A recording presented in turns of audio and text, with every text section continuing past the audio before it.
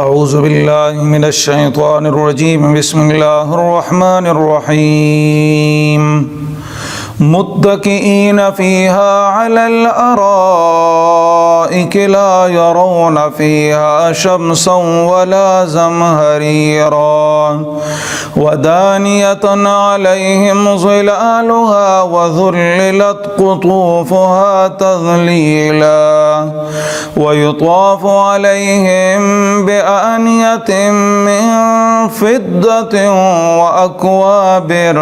كانت قوارير من فضة قدروها تقديرا ويسقون فيها كأسا كان مزاجها زنجبيلا عينا فيها تسمى سلسبيلا ويطوف عليهم ولدان مخلدون إذا رأيتهم حسبتهم لؤلؤا منثورا وإذا رأيت ثم رأيت نعيما وملكا كبيرا عاليهم ثياب سندس خضر واستبرق وحلوا أساور من فضة وسقاهم ربهم شرابا طهورا إن هذا كان لكم جزاء وكان سعيكم مشكورا۔ اب ان آیات بینات کا ترجمہ سماعت فرمائیں۔ وہاں پلنگوں پر تکیہ لگائے بیٹھے ہوں گے، نہ نظر آئے گی انہیں وہاں سورج کی تپش اور نہ ٹھرن، اور قریب ہوں گے ان سے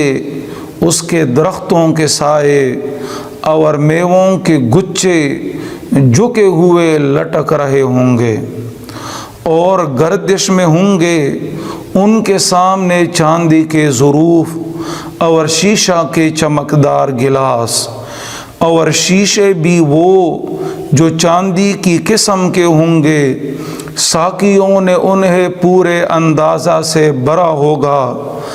اور انہیں پلائے جائیں گے وہاں ایسی شراب کے جام جس میں زنجبیل کی آمیزش ہوگی۔ یہ زنجبیل جنت میں ایک چشمہ ہے جس کو سلسبیل کہا جاتا ہے، اور چکر لگاتے رہیں گے ان کی خدمت میں ایسے بچے جو ایک ہی حالت پر رہیں گے۔ جب تو انہیں دیکھے تو یوں سمجھے گویا یہ موتی ہیں جو بکھر گئے ہیں، اور جدھر بھی تم وہاں دیکھو گے تمہیں نعمتی ہی نعمتیں اور وسیع مملکت نظر آئے گی۔ ان کے اوپر لباس ہوگا باریک سبز ریشم کا اور اطلس کا، اور انہیں چاندی کے کنگن پہنائے جائیں گے، اور پلائے گا انہیں ان کا پروردگار نہایت پاکیزہ شراب۔ انہیں کہا جائے گا یہ تمہارا صلہ ہے، اور مبارک ہو تمہاری کوششیں مقبول ہوئیں۔ اللہ کریم ہمیں قرآن کی ان نورانی اور خوبصورت آیات بینات کے اوپر عمل کرنے کی توفیق عطا فرمائے، اور ہمارے دلوں کو قرآن کے نور سے منور فرمائے۔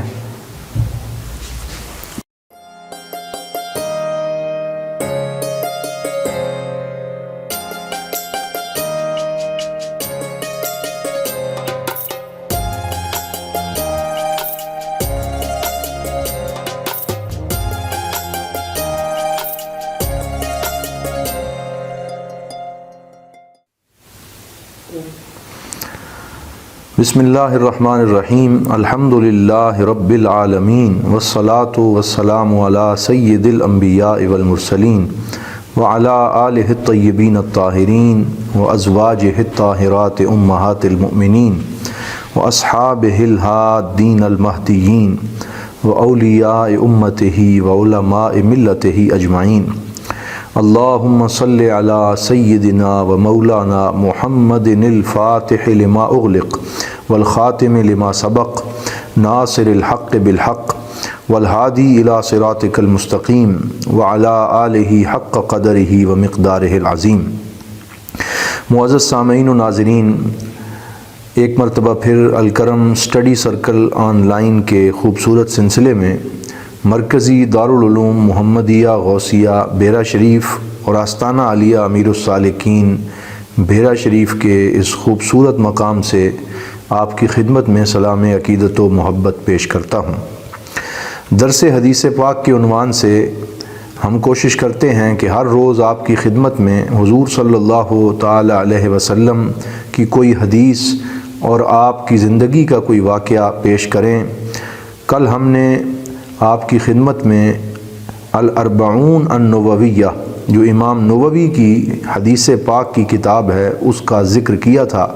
اور اس میں سے ایک حدیث پاک پیش کی تھی۔ آج میں حضور صلی اللہ علیہ وآلہ وسلم کی سیرت پاک کی ایک خوبصورت کتاب کا تعارف اور اس میں سے ایک حدیث پاک آپ کی خدمت میں پیش کرنے جا رہا ہوں۔ اور مصنف کی تمام کتابوں میں سے آج جو کتاب میرے ہاتھ میں ہے اور جس کا تعارف میں عرض کرنا چاہتا ہوں انتہائی اختصار کے ساتھ، وہ الرسول المعلم و اسالیبہ فی التعلیم، یہ ڈاکٹر شیخ عبد الفتاح ابو غدہ کی تمام کتابوں میں سے میں سمجھتا ہوں سب سے خوبصورت تصنیف اور کتاب ہے، جس میں انہوں نے حضور نبی رحمت صلی اللہ تعالی علیہ وسلم کی جو میتھڈ آف ٹیچنگز تھے، اور آپ معلم کائنات صلی اللہ علیہ وسلم تھے، تو آپ نے صحابہ کرام رضوان اللہ تعالی علیہ مجمعین کو کس طریقے سے علم و حکمت تعلیم اور تلقین فرمائی، اس موضوع کے اوپر یہ کتاب جو ہے وہ گفتگو کرتی ہے۔ تو حضرت مصنف نے اپنی اس کتاب الرسول المعلم و اسالیبہ فی التعلیم میں انتہائی خوبصورتی کے ساتھ حضور نبی رحمت صلی اللہ تعالی علیہ وسلم کی جو طریقہ ہائے تعلیم تھے، آپ کیسے صحابہ کی تربیت فرماتے تھے، کیسے حضور صلی اللہ علیہ وسلم مجلس علم میں تشریف رکھتے تھے، بات کرنے کا انداز کیا تھا، میرے آقا صلی اللہ تعالی علیہ وسلم نے جب کسی کو کوئی بات سمجھانی ہوتی تو اس میں آپ کون کون سے طریقے اختیار فرماتے، اور قیامت تک آنے والے مسلمانوں کے لیے، معلمین کے لیے، ٹیچرز کے لیے سرکار دو عالم صلی اللہ علیہ وسلم کے یہ میتھڈ آف ٹیچنگز یہ ایک سنگ میل کی حیثیت رکھتے ہیں، یہ مینارہ نور کی حیثیت رکھتے ہیں، اور ان کے ذریعے ہم سمجھ سکتے ہیں کہ ایک اعلیٰ نظام تعلیم میں کون کون سی خوبیاں ہونی چاہیے۔ تو اس میں جو انہوں نے چیپٹرز بنائے ہیں اس کتاب میں، اس میں بڑی عمدگی اور خوبصورتی کے ساتھ شیخ عبد الفتاح ابو غدہ یہ بیان کرتے ہیں کہ حضور صلی اللہ تعالی علیہ وسلم پڑھانے میں اور اپنے انداز تعلیم و تربیت میں وہ تمام طریقہ ہائے کار آپ نے اختیار فرمائے جن کو آج یورپی معاشرہ یہ سمجھتا ہے کہ شاید 15ویں صدی میں انہوں نے وہ میتھڈ آف ٹیچنگز اور ٹولز آف ٹیچنگ ایجاد کیے ہیں، جبکہ وہ سارے کے سارے حضور نبی رحمت صلی اللہ تعالی علیہ وسلم نے آج سے 1500 سال پہلے اپنے صحابہ کرام رضوان اللہ تعالی علیہ مجمعین کی تربیت میں استعمال فرمائے۔ تو آئیے اس کتاب میں سے صرف ایک دو احادیث پاک حصول برکت کے لیے میں آپ کی خدمت میں پیش کرتا ہوں۔ پہلے باب کے اندر شیخ عبد الفتاح ابو غدہ فرماتے ہیں کہ حضور نبی رحمت صلی اللہ تعالی علیہ وسلم کے پاس صحابہ کرام رضوان اللہ تعالی علیہ مجمعین کے جو وفود آتے تھے، آپ صلی اللہ علیہ وسلم ان کو کچھ دن اپنے پاس رکھتے اور ان کو کھانا بھی عطا فرماتے، ان کی مہمان نوازی فرماتے، اور پھر ان میں سے ہر ایک کے اوپر یکساں توجہ جو ہے وہ حضور صلی اللہ علیہ وسلم دیتے تھے۔ تو ایک معلم میں، ایک ٹیچر میں یہ خوبی ہونی چاہیے کہ وہ ون سائیڈڈ نہیں ہونا چاہیے کہ کسی ایک بندے پہ یا ایک گروہ پہ اس کی خاص توجہ ہو اور دوسرے طلباء کو یا تلاميذ کو یا مریدین کو وہ بالکل چھوڑ دے، بلکہ اس کی توجہ میں ایسی یکسانیت ہونی چاہیے کہ ہر شاگرد یہی سمجھے کہ میرے ساتھ میرے استاد کا جو تعلق ہے وہ بڑا خاص ہے، میرے اوپر بہت زیادہ توجہ ہے، اور یہ حضور صلی اللہ علیہ وآلہ وسلم کی سنت پاک ہے کہ آپ صلی اللہ علیہ وسلم تمام صحابہ کرام پر یکساں توجہ عطا فرماتے اور بہت زیادہ محبتیں ہر صحابی کو عطا فرماتے۔ فرماتے ہیں کان یعطی کل جلسائہ بنصیبہ،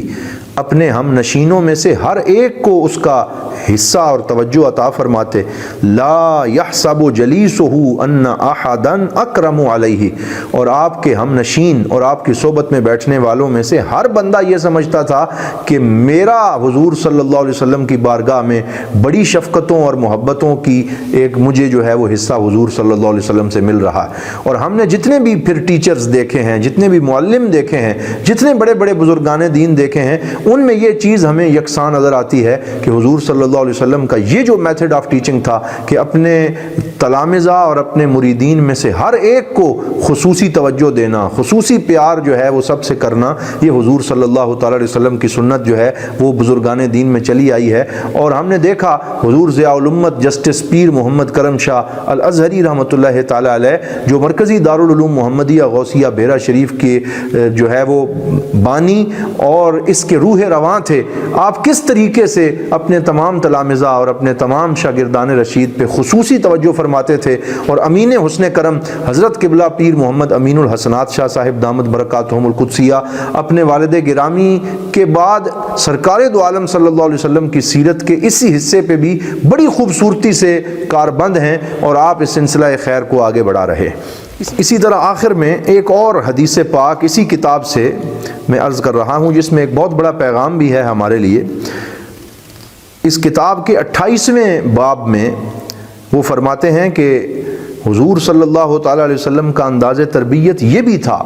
کہ کبھی کبھی صحابہ کرام سے گفتگو فرماتے ہوئے آپ کسی چیز کو مخفی اور مبہم رہنے دیتے تھے، اس کی وضاحت نہیں کرتے تھے، تاکہ سننے والے خود اس کی کھوج میں لگ جائیں، خود تحقیق کریں، خود چھان بین کریں، تاکہ جب وہ خود اس چیز کو ڈھونڈیں گے اور ان میں تجسس پیدا ہوگا تو اس میں علم کا شوق بڑھے گا اور وہ اس بات کو زیادہ اچھی طرح سمجھ کے آگے پہنچا سکیں گے۔ اور یہ آج بھی جدید جو میتھڈ آف ٹیچنگز ہیں ان میں بھی یہ چیز استعمال ہو رہی ہے کہ کسی دوسرے بندے کی توجہ لینے کے لیے کوئی ایسی بات کر دینا جس میں تھوڑا ابہام ہو، تاکہ پھر وہ زیادہ توجہ قائم کرے، زیادہ سوالات کرے اور اس کی توجہ اور شوق بڑھ جائے۔ تو اس سلسلے میں جو حدیث پاک شیخ عبد الفتاح ابو غدہ لائے ہیں، وہ حدیث پاک مسند امام احمد بن حنبل میں بھی ہے، مصنف عبد الرزاق میں بھی ہے، کتاب الزہد جو عبداللہ ابن مبارک رضی اللہ تعالیٰ عنہ کی ہے اس میں بھی ہے، اور دیگر کئی کتب حدیث میں موجود ہے کہ حضور نبی رحمت صلی اللہ تعالیٰ علیہ وسلم سے حضرت انس بن مالک رضی اللہ تعالیٰ عنہ روایت فرماتے ہیں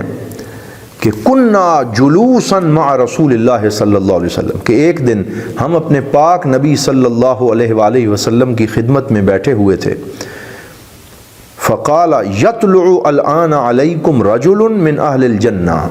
سرکار دو عالم صلی اللہ علیہ وسلم نے فرمایا آج ابھی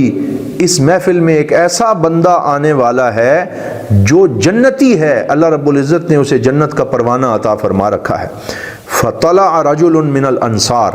اس حدیث کی روایت میں ہے کہ انصاری صحابہ میں سے ایک بندہ داخل ہوا، تنطف لحیتہ من وضوئہ، اس کی داڑھی سے وضو کے پانی کے قطرے گر رہے تھے، وقد علق نعلیہ بیدہ الشمال، اور اس نے اپنے جوتے اپنے بائیں ہاتھ میں پکڑ رکھے تھے، مسجد میں وہ آ رہے تھے۔ اور دیگر کئی احادیث میں پھر اس کی تصریح بھی ہو گئی، یہاں نام تو نہ آیا، یہاں صرف اتنا آیا کہ انصاری ایک صحابی داخل ہوئے، لیکن دیگر کئی کتب حدیث میں یہ روایت جہاں آئی ہے وہاں نام بھی ان صحابی کا آ گیا کہ وہ حضرت سعد ابن ابی وقاص رضی اللہ تعالی عنہ تھے، اور وہ وضو کر کے آئے اور وضو کے قطرے ان کی داڑھی مبارک سے گر رہے تھے، اور اپنا جوتا جو ہے وہ انہوں نے اپنے بائیں ہاتھ میں پکڑ رکھا تھا۔ وہ آئے اور اپنا جوتا ایک سائیڈ پہ رکھا اور پھر بڑے ہی ادب سے حضور صلی اللہ علیہ وسلم کی مجلس میں بیٹھ گئے۔ پھر دوسرے دن بھی یہی ماجرا پیش آیا، سرکار دو عالم صلی اللہ علیہ وسلم نے فرمایا ظہر کی نماز کے بعد کہ ابھی جو بندہ مسجد میں داخل ہوگا وہ جنتی ہے، اور اللہ رب العزت نے اسے جنت کی خوشخبری عطا فرما رکھی۔ تو دیکھا کہ پھر وہی صحابی یعنی حضرت سعد ابن ابی وقاص تشریف لائے۔ پھر تیسرے دن بھی سرکار نے یہی خوشخبری عطا فرمائی کہ ابھی ایک بندہ داخل ہوگا، تم اسے دیکھ لینا، وہ جنتی ہے، اور اللہ رب العزت نے اسے جنت کا پروانہ عطا فرما دیا۔ تو تیسرے دن پھر حضرت سعد ابن ابی وقاص مسجد شریف میں داخل ہوئے۔ تو حضرت عبداللہ ابن عمر حضور صلی اللہ علیہ وسلم کے صحابی فرماتے ہیں کہ جب سرکار دو عالم صلی اللہ علیہ وسلم اٹھ کے اپنے حجرہ پاک میں تشریف لے گئے اور مجلس برخاست ہوئی، میں اس حضرت سعد ابن ابی وقاص ان صحابی کے پیچھے لگ گیا کہ دیکھوں تو صحیح کہ یہ کون سا عمل کرتے ہیں جس کی وجہ سے اللہ رب العزت کے پاک نبی صلی اللہ علیہ وسلم نے ان کو جنتی ہونے کی خوشخبری عطا فرمائی۔ تو پھر میں ان کے پیچھے چلا گیا، تو جب وہ گھر میں داخل ہونے لگے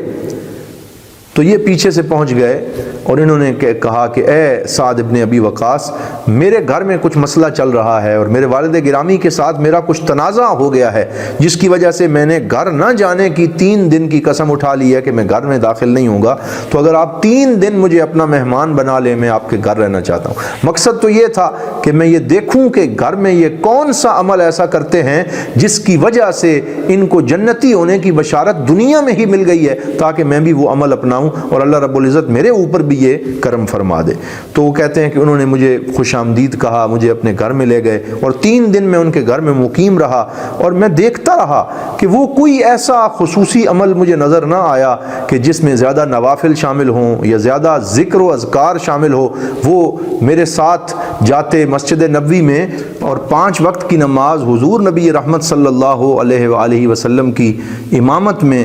اور اقتداء میں وہ ادا کرنے کے بعد پھر مجھے ساتھ لے کے گھر آ جاتے اور کھانا کھلاتے، اور رات کو جب سونے کا وقت ہوتا تو جلد بستر پہ چلے جاتے اور سو جاتے۔ میں غور سے دیکھتا رہا کہ ابھی اٹھیں گے، نوافل پڑھیں گے، اللہ کی ضربیں لگائیں گے، لیکن یہ میں دیکھتا کان اذا تعارى وتقلب على فراشه ذکر اللہ عز وجل وکبر حتى يقوم لصلاة الفجر، کہ رات کو وہ دائیں پہلو پہ سو جاتے، لیکن جب بھی کروٹ بدلتے یا جب بھی تھوڑا انہیں ہوش آتا نیند کے دوران تو ان کی زبان پہ اللہ کا ذکر جاری ہو جاتا، وہ اللہ اکبر کہہ لیتے، لا الہ الا اللہ پڑھ لیتے، کلمہ شریف کا ورد کر لیتے، اور اسی طرح صبح فجر کی نماز تک وہ آرام کرنے کے بعد پھر فجر کی نماز باجماعت ادا کرتے۔ تو جب 3 دن گزر گئے اور حدیث کے لفظ ہیں کدت ان احتقر عملہ،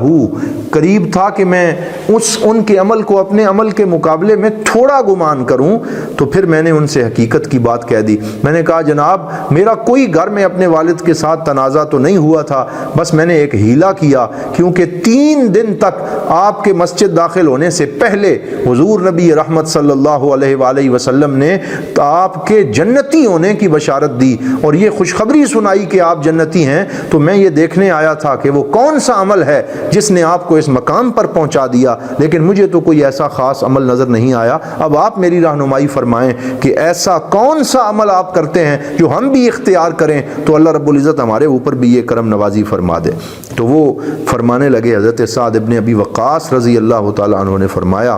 ما ہوا الا ما رأیت یا ابن اخی، اے میرے بھائی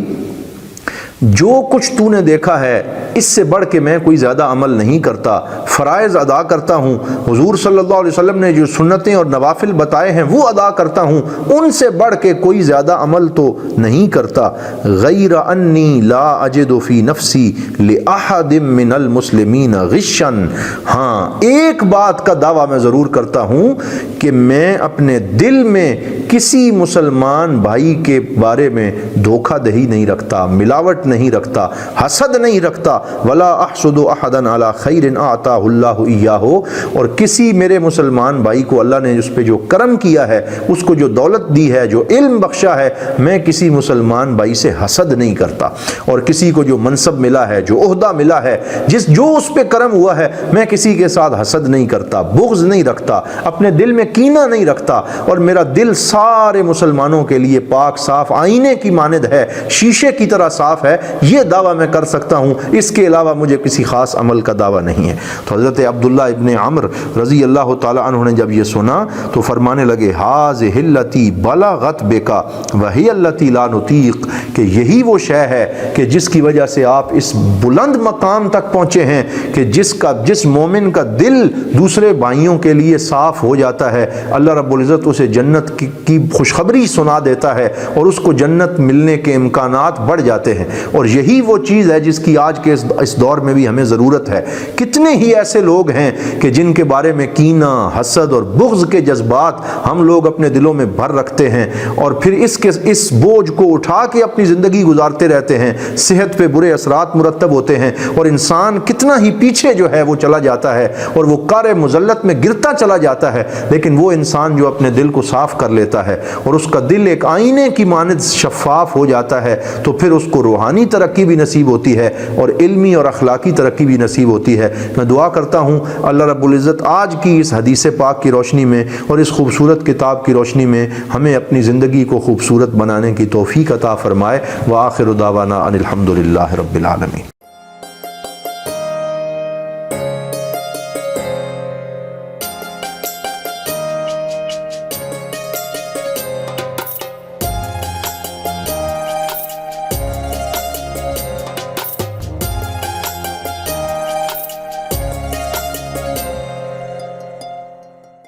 بسم اللہ الرحمن الرحیم، الحمد للہ الملک الحق المبین، والصلاة والسلام علی اشرف الانبیاء واکرم المرسلین، اما بعد فاعوذ باللہ من الشیطان الرجیم، بسم اللہ الرحمن الرحیم، واحفظ جناحک لمن اتبعک من المؤمنین، صدق اللہ مولانا العظیم۔ اللہم صل وسلم وبارک علی سیدنا و مولانا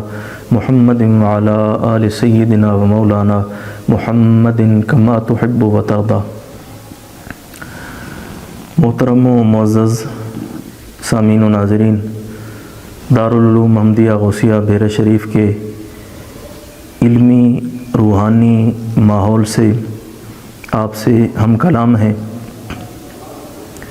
اللہ کریم نے اہل ایمان کو جن ظاہری اعمال و افعال کے کرنے کا پابند بنایا ہے، اسی طرح کچھ اعمال و افعال جن کا تعلق باطن سے ہے، ان کے کرنے کا بھی بندہ مومن کو پابند کیا گیا ہے۔ مثلا ظاہری اعمال میں نماز، روزہ، حج، زکوٰۃ، صدقات و خیرات، یہ سارے وہ معاملات ہیں جن کا تعلق انسانی جسم کے ظاہری اعضاء کے ساتھ ہے۔ لیکن کچھ اعمال و افعال ایسے ہیں جن کا تعلق انسان کے ظاہری اعضاء کے ساتھ نہیں ہے، بلکہ باطن کے ساتھ ہے، قلب کے ساتھ ہے، روح کے ساتھ ہے۔ ان میں مثلا اخلاص، اس کا تعلق ہاتھ، پاؤں، آنکھ، زبان کے ساتھ نہیں ہے، اس کا تعلق دل کے ساتھ ہے۔ اسی طرح تواضع، انکساری، عاجزی، اس کا تعلق بھی دل کے ساتھ ہے۔ حضور سید عالم صلی اللہ تعالیٰ علیہ وسلم نے ارشاد فرمایا کہ عاجزی اور انکساری یہ ہے کہ تم اپنے سے کم مرتبہ بندے کو بھی سلام میں پہل کرو، اور اگر کوئی سلام کرے تو اس کا جواب لازمی دو۔ پھر دوسری مثال یہ عطا فرمائی کہ اگر مجلس میں کسی جگہ کم تر نشست میں بھی بیٹھنے کی زحمت گوارا کرنی پڑے تو بلا تکلف اس جگہ پہ بیٹھ جانا، یہ عاجزی ہے۔ اردو زبان میں تواضع کا مفہوم کچھ اور ہے، جس طرح ہم خاطر مدارت یا مہمان کی تواضع کرتے ہیں یہ کہتے ہیں، لیکن عربی زبان کے اندر تواضع کا معنی ہے انکساری۔ اور حضرت سیدنا لقمان علیہ السلام نے اپنے بیٹے کو جو نصیحت کی وہ یہ نصیحت تھی، وَلَا تُسَعِّرْ خَدَّكَ لِلنَّاسِ وَلَا تَمْشِ فِي الْأَرْضِ مَرَحًا إِنَّ اللَّهَ لَا يُحِبُّ كُلَّ مُخْتَالٍ فَخُورٍ۔ اے بیٹے، اپنے رخسار کو لوگوں سے مت پھیر اور نہ زمین پہ اکڑ کے چل، کہ اللہ کریم ہر متکبر اکڑنے والے کو پسند نہیں فرماتا۔ تو یہ انکساری ایک ایسا وصف ہے جس کا تعلق انسان کے باطن کے ساتھ ہے۔ اس کا اپنانا اور اس کے اوپر عمل کرنا نہ صرف ضروری ہے بلکہ واجب ہے اور فرض ہے۔ حضور سید عالم صلی اللہ تعالیٰ علیہ وسلم نے ارشاد فرمایا، من تواضع للہ رفعہ اللہ، جو اللہ کریم کی رضا کے لیے عاجزی و انکساری کرتا ہے، یعنی تواضع اختیار کرتا ہے اللہ رب العزت کی رضا کے لیے، اور اپنے مقام اور مرتبے سے نکل کر اپنے ہم اثر لوگوں کے ساتھ برابری کا سلوک کرتا ہے، تو یہ عاجزی و انکساری ہے، یہ تواضع ہے۔ تو اللہ کریم اس کو انعام کیا دیتا ہے؟ رفعہ اللہ، اللہ کریم اس کو اور ترقیاں دیتا ہے، اور عزت عطا فرماتا ہے، اس کو اور احترام عطا کرتا ہے لوگوں کی نظروں میں۔ ومن رفعہ وضعہ اللہ، اور جو کبر کرتا ہے، بڑائی اختیار کرتا ہے، اللہ کریم اس کو ذلت اور پستی عطا کرتا ہے۔ تو حضور سید عالم صلی اللہ تعالی علیہ وسلم کی ان مبارک اور مقدس فرامین کی روشنی میں تواضع کا مفہوم سادہ سا یہ نکلا کہ عاجزی اس بات کو کہتے ہیں کہ انسان کے اوپر جتنے بھی انعامات ہیں اور اللہ کریم کی نعمتیں ہیں، ان نعمتوں اور انعامات کو اپنا حق نہ سمجھے، استحقاق کے بغیر اللہ کی عطا اور اللہ کا انعام سمجھے، یہ تواضع ہے۔ عالم کے علم میں نخوت نہ ہو، غنی کے لہجے میں تکبر نہ ہو، فقیہ کے فقہ کے اندر نخوت اور غرور نہ ہو، اور عارف کی معرفت کے اندر بڑائی اور کبریائی نہ ہو، تو یہ تواضع ہے۔ یعنی جو بڑے لوگ ہیں، جو صاحب منصب ہیں، وہ اگر عاجزی کریں گے تو یہ اصل تواضع ہے۔ کسی نے کہا کہ تواضع زگردن فرازاں نکوست، گداگر تواضع کند خوئے اوست، کہ اگر بڑا آدمی انکساری کرتا ہے تو یہ تواضع ہے، اور اگر مفلس فقیر اور کنگال عاجزی کرتا ہے تو یہ تو اس کی عادت ہے، یہ تو اس نے کرنا ہی ہے۔ اور کسی نے ایک اور بڑی خوبصورت دلیل کے ساتھ تواضع کی بات کی ہے کہ فروتنیست دلیل رسیدگان کمال، کہ چوں سوار بمنزل رسید پیادہ شود، کہ تواضع، انکساری اور عاجزی یہ منزل تک پہنچ جانے والے لوگوں کی عادت ہے، کہ جو لوگ منزل پہ پہنچ جاتے ہیں وہ منکسر المزاج ہوتے ہیں، وہ متواضع ہوتے ہیں، وہ عاجز ہوتے ہیں، اور جو رستے میں ہوتے ہیں ان کے اندر غرور ہوتا ہے، نخوت ہوتی ہے، تکبر ہوتا ہے، ریا ہوتی ہے، بڑائی ہوتی ہے، کہ چوں سوار بمنزل رسید پیادہ شود۔ اور اس کی دلیل یہ ہے کہ بڑے سے بڑا سوار جب اپنی منزل کو پہنچ جاتا ہے تو وہ سواری سے اتر آتا ہے۔ تو دنیا کے اندر جتنے بھی مناصب ہیں، دولت ہے، علم ہے، معرفت ہے، منصب ہے، ان کے اپنے اپنے بڑائیاں ہیں، ان کی غرور ہیں، ان کے اپنے اپنے معاملات ہیں۔ تو کہا کہ جو اس سواری سے اتر آتا ہے وہ منزل پہ پہنچ جاتا ہے۔ حضور سید عالم صلی اللہ تعالی علیہ وسلم، جو ہمارے آقا و مولا صلی اللہ علیہ وسلم ہیں، جن کی حیات مبارکہ کو قرآن کریم نے کہا کہ لقد کان لکم فی رسول اللہ اسوۃ حسنہ، نبی پاک صلی اللہ تعالی علیہ وسلم کی حیات مبارکہ اور آپ کی تمام سنتیں ہمارے لیے اسوہ حسنہ ہیں۔ حضور سید عالم صلی اللہ علیہ وسلم کبھی بھی مجلس میں پاؤں پھیلا کر نہیں بیٹھتے تھے، ہر چھوٹے اور بڑے کو سلام میں پہل کرتے، اور اگر کوئی سلام کرتا تو حضور سید عالم صلی اللہ تعالی علیہ وسلم فوراً سلام کا جواب دیتے، اور ہر خاص و عام کی حضور دعوت کو قبول فرماتے۔ یہ حضور کی عاجزی ہے، انکساری ہے۔ اور سرکار دو عالم صلی اللہ علیہ وسلم کی سیرت میں ہمیں یہ بھی واقعہ ملتا ہے کہ حضور کے پاس ایک شخص ملاقات کے لیے آیا، اور سرکار دو عالم صلی اللہ علیہ وسلم کے روب و جلال کی وجہ سے کانپنے لگا۔ تو سرکار دو عالم صلی اللہ علیہ وسلم نے اسے فرمایا کہ تم مجھ سے کیوں خوف زدہ ہو، میں تو ایسی قریشی ماں کا بیٹا ہوں جو خشک گوشت کھا کے گزارا کرتی تھی۔ یہ حضور کی عاجزی ہے، انکساری ہے، اور سب سے بڑی دلیل اور سب سے بڑا منظر حضور کی تواضع کا، انکساری کا اور عاجزی کا حشر کے دن ہوگا، جب ہر طرف نفسا نفسی کا عالم ہوگا، اذهبوا الی غیری کی صدائیں ہوں گی، نفسی نفسی کی صدائے باز گشت ہوگی، لوگ مایوسی کی حالت میں تمام انبیاء کے دروازوں سے ہو کر حضور کی بارگاہ میں آئیں گے، تو حضور ان کو فرمائیں گے انا لہا انا لہا، پھر انکساری کے ساتھ، عاجزی کے ساتھ، تواضع کے ساتھ اپنے رب کے عرش کے نیچے سجدہ کریں گے، اس کی کبریائی بیان کریں گے، اس کی تسبیح و تحمید بیان کریں گے۔ خلاق عالم بندہ نوازی کی انتہا فرمائے گا، اور اپنے حبیب کو انتہائی کرم نوازی کے ساتھ مخاطب کر کے فرمائے گا یا محمد ارفع راسک سل توتا اشفا تشفا، اے میرے حبیب اب نیاز مندیوں کی انتہا ہو گئی، اب سر انور اٹھا لیجئے، جو مانگیں گے وہ آپ کو عطا کیا جائے گا، جو آپ سوال کریں گے اس سوال کو پورا کیا جائے گا۔ پھر حضور کی تواضع کی دوسری مثال شب معراج، حضور سید عالم صلی اللہ علیہ وسلم جب اللہ کریم نے آپ کو دنا فتدلہ کے مقام پہ فائز فرمایا، فَأَوْحَى إِلَىٰ عَبْدِهِ مَا أَوْحَىٰ کی راز و نیاز والے مناصب پہ فائز کیا، تو پھر حضور سے پوچھا گیا بما اشرفک یا محمد، اے سید المرسلین، اے ختم المرسلین، اے امام الانبیاء، اے رحمت للعالمین، آپ کو کس لقب سے ملقب کیا جائے اور کس نام سے سرفراز کیا جائے؟ باوجود اس کے کہ حضور سید الاولین والآخرین ہے، حضور حامل لواء الحمد ہیں، حضور شافع یوم النشور ہیں، حضور حوض کوثر کے مالک ہیں، حضور ہاں کہہ دے تو احکام فرض ہو جاتے ہیں، حضور نہ کہہ دے تو رخصت مل جاتی ہے، حضور انگلی کا اشارہ کرے تو چاند کے ٹکڑے ہو جاتے ہیں، حضور اپنا لعاب دہن کڑوے کنویں میں ڈالے تو اس کا پانی میٹھا ہو جاتا ہے، حضور چھڑی عطا فرمائے تو وہ تلوار بن جاتی ہے، حضور کو اپنے رب کی رضا مطلوب ہے اور ہمارے رب کو حضور کی رضا مطلوب ہے، اور وَلَسَوْفَ يُعْطِيكَ رَبُّكَ فَتَرْضَىٰ کا وعدہ ہے حضور کے ساتھ۔ یہ سارے اوصاف حمیدہ اور سارے القابات حضور کے ہیں، لیکن حضور نے وہاں عجز کی، انکساری کی، تواضع کی حد کر دی اور نیاز مندی کی انتہا کرتے ہوئے کہا بِنِسْبَتِي إِلَيْكَ بِالْعُبُودِيَّةِ یا رب العالمین، اے میرے رب تو مجھے اپنا بندہ کہہ دے تو اس سے بڑھ کر اور میرے لیے اور کوئی شرف و سعادت نہیں۔ اس لیے یہ عجز ان کے ساری ظاہری اعمال میں بھی اور باطنی اعمال میں بھی بندہ مومن کا وہ وصف ہے جو اس کے ظاہری و باطنی اعمال و افعال کو چار چاند لگاتا ہے اور اس کا تزکیہ کرتا ہے۔ خلاق عالم ہمیں اس وصف سے متصف فرمائے اور حضور سید عالم صلی اللہ تعالیٰ علیہ وسلم کی عاجزی و انکساری اور تواضع میں سے ہمیں بھی حظ وافر عطا فرمائے۔ وآخر دعوانا ان الحمد للہ رب العالمین۔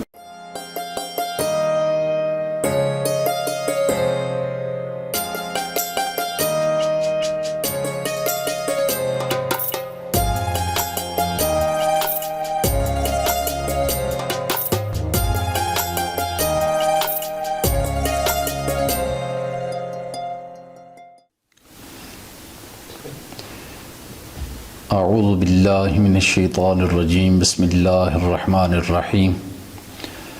ناظرین اکرام السلام علیکم ورحمۃ اللہ وبرکاتہ۔ مرکز علم و عرفان دارالعلوم محمدیہ غوثیہ بحیرہ شریف سے پروگرام ضیاء شریعت میں آپ کی خدمت میں حاضر ہوں۔ جیسا کہ آپ جانتے ہیں کہ اس پروگرام میں آپ کے پوچھے گئے فقہی مسائل کے جوابات دیے جاتے ہیں۔ رمضان مبارک کا بابرکت مہینہ گزر رہا ہے، تو بہت سے دوست و احباب نے اسی ماہ مبارک کے حوالے سے ہی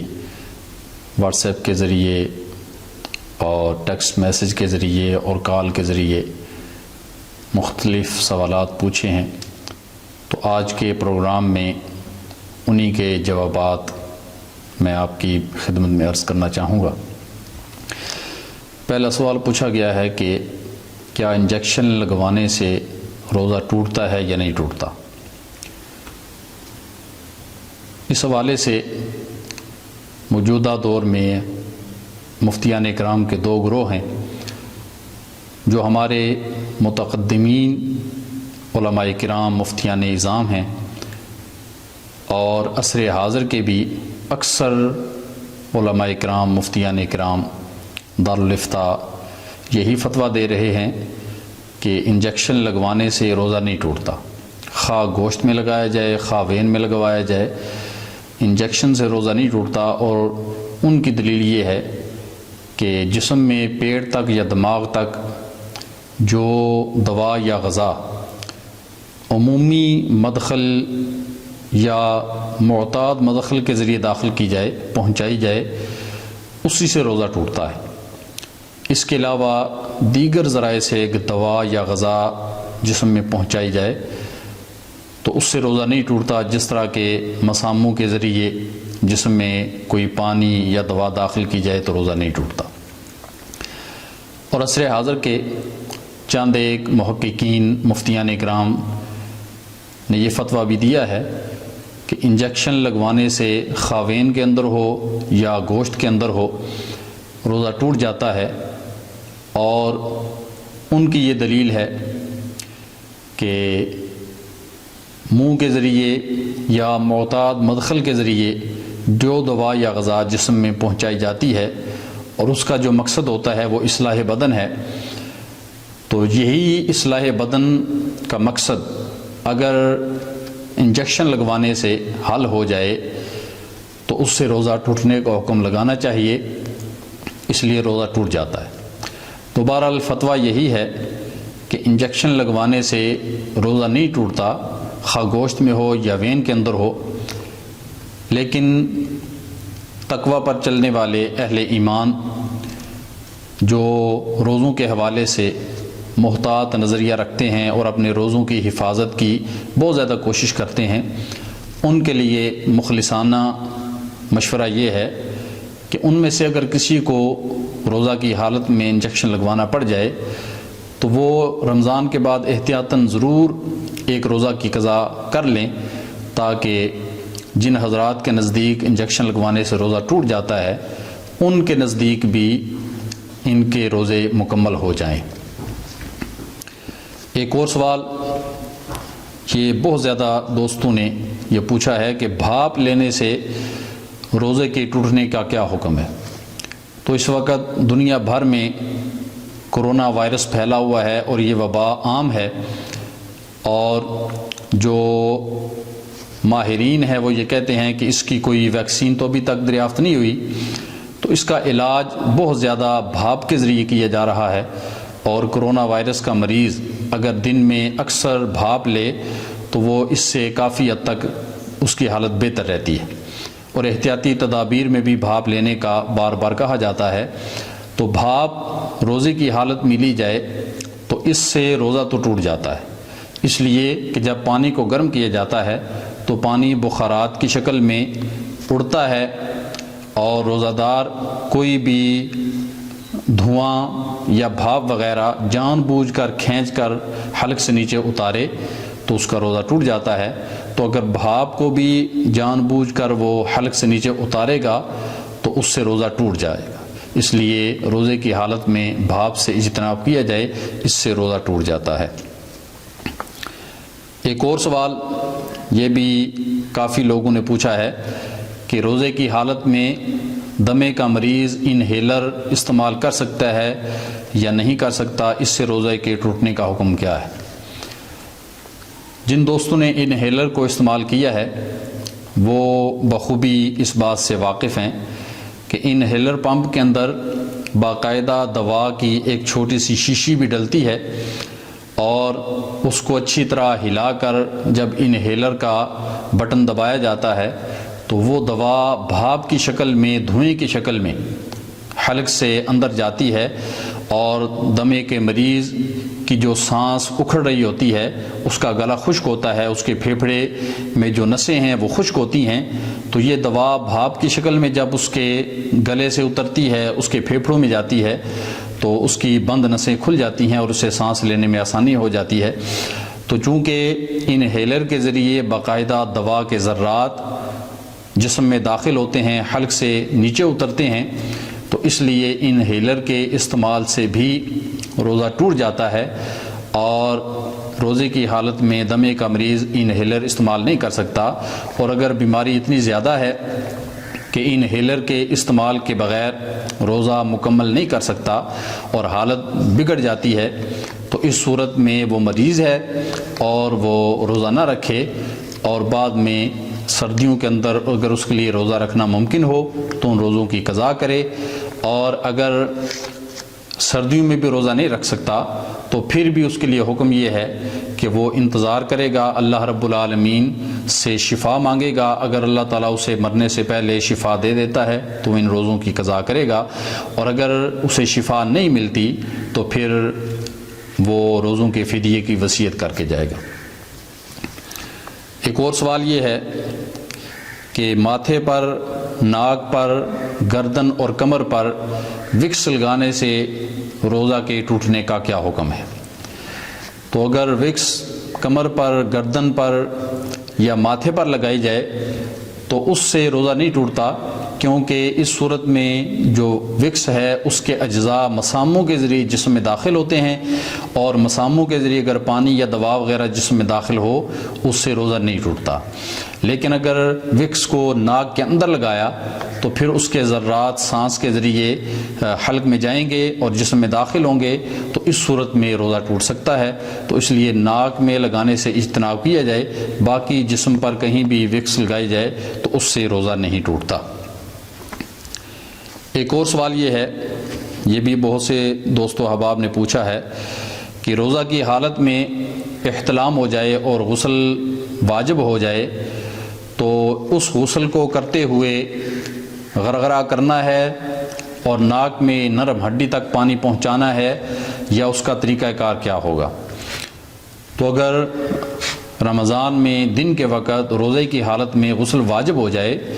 تو اس غسل کو کرتے وقت نہ غرغرہ کرنا ہے اور نہ ہی ناک میں نرم ہڈی تک پانی پہنچانا ہے۔ یہ صرف ان لوگوں کے لیے ہے جو غیر روزہ دار ہیں،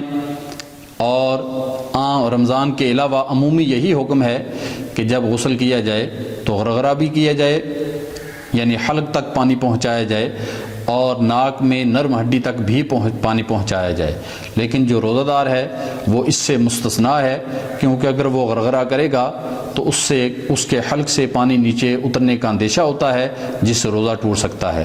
اور ناک میں بھی اگر وہ نرم ہڈی تک پانی پہنچائے گا تو اس میں بھی پانی کے حلق تک پہنچنے کا اندیشہ ہوتا ہے۔ تو اس لیے روزہ دار کو یہ منع ہے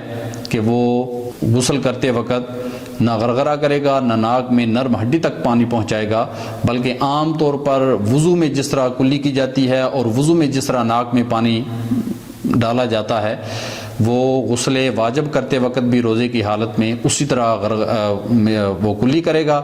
اور ناک میں پانی پہنچائے گا تو اس کا غسل ہو جائے گا، اور افطاری کے بعد یہ دوبارہ کرنے کی ضرورت بھی نہیں ہوگی، نہ غرغرہ کرنے کی اور نہ ہی ناک میں نرم ہڈی تک پانی پہنچانے کی، بلکہ جو اس نے غسل کیا ہے وہ اس کا غسل واجب ہو گیا اور اس کا جسم پاک ہے، جو نمازیں اس نے پڑھی اس کی وہ نمازیں بھی ہو گئیں۔ اللہ رب العالمین کی بارگاہ میں دعا ہے کہ وہ ہم سب کو عمل کرنے کی توفیق عطا فرمائے، ہمارے لیے اور اپنے لیے ہر وقت دعا کرتے رہا کہ اللہ رب العالمین ہم سب کو ایمان کی دولت سے مالا مال رکھے۔ والسلام علیکم ورحمۃ اللہ وبرکاتہ۔